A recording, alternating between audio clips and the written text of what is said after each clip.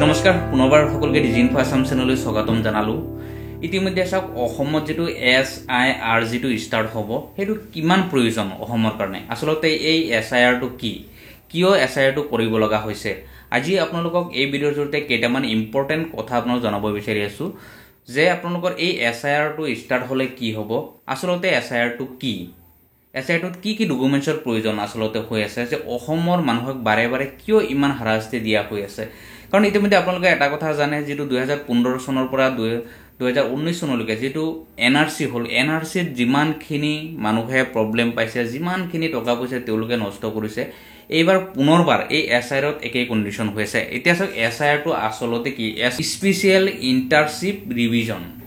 যত সাধাৰণ ভাষাত যদি আমি কও যাক ভোটাৰ ভেৰিফিকেশন বুলি মই ধৰি লৈছো যাক ভোটাৰ ভেৰিফিকেশন পুনৰবাৰ কিয় কৰিব লগা হৈছে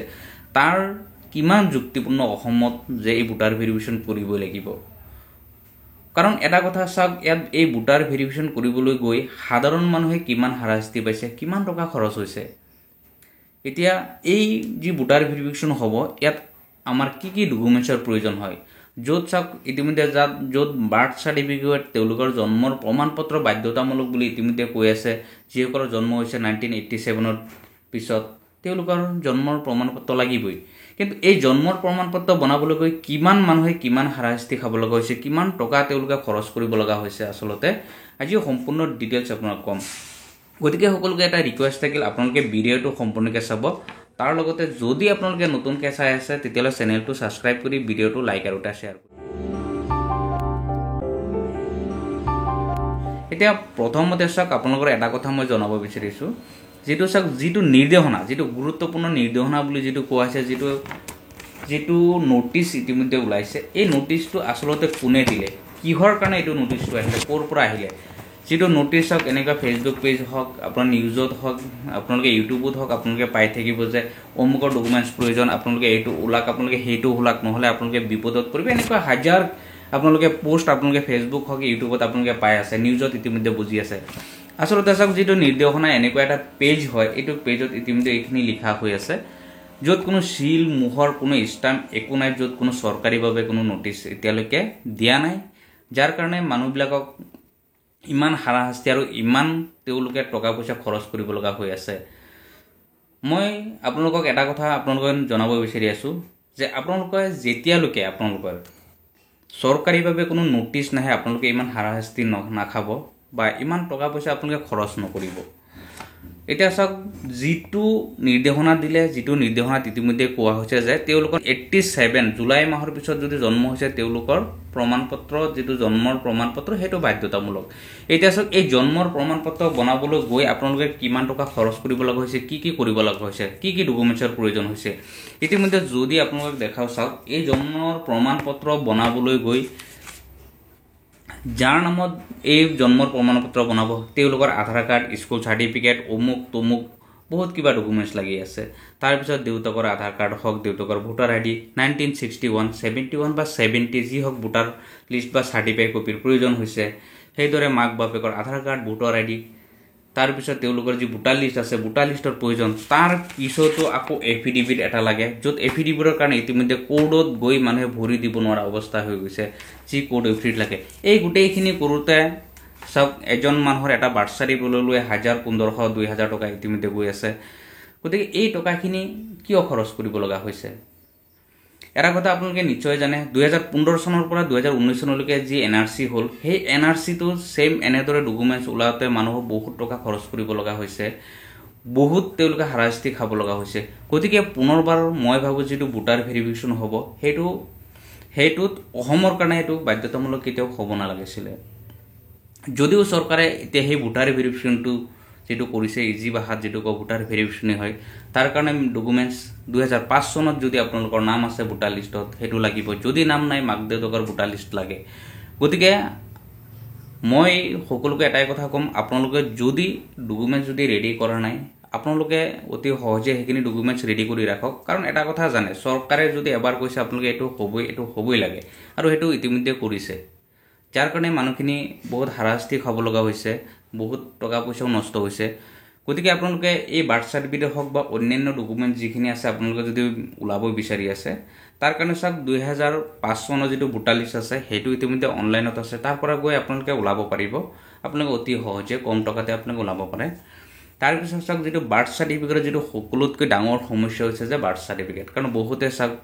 বয়স্ক মানুহ হওক বা সৰু ল'ৰা ছোৱালী হওক সকলো কাৰণে বাৰ্থ চাৰ্টিফিকেটটো প্ৰয়োজন বুলি তেওঁলোকে কৈ আছে গতিকে সেই বাৰ্থ চাৰ্টিফিকেটৰ কাৰণে সকলো মানুহে ডকুমেণ্টছ পাতিৰ পৰা আদি কৰি ৰেডি কৰি আছে গাঁওবুঢ়াৰ প্ৰমাণপত্ৰৰ পৰা আদি কৰি বহুত ডকুমেণ্টছৰ প্ৰয়োজন হৈছে গতিকে আপুনি এই সকলোখিনি ৰেডি কৰাৰ পিছত আপোনালোকে বাৰ্থ চাৰ্টিফিকেট ক'ত বনাব আপোনালোকে কেনেদৰে বনাব সেইটো সকলো কাৰণে এটা ডাঙৰ কুৱেশ্যন হৈ আছে যে আমি কেনেদৰে বনাম ইতিমধ্যে বাৰ্থ চাৰ্টিফিকেট কাৰণে 2000 3000 4000 টকা ইতিমধ্যে তেওঁলোকে খৰচ কৰি আছে বুলি ইতিমধ্যে গম পাওঁ গতিকে আপোনালোকে এই বাৰ্থ চাৰ্টিফিকেট বনাবলৈ হ'লে চাওক যিখিনি ডকুমেণ্টছৰ প্ৰয়োজন হৈছে প্ৰথমতে মই আপোনালোক আগতে উল্লেখ কৰিছোঁ যে যাৰ নামত বনাব তেওঁৰ আধাৰ কাৰ্ড বা স্কুল চাৰ্টিফিকেট যদি আছে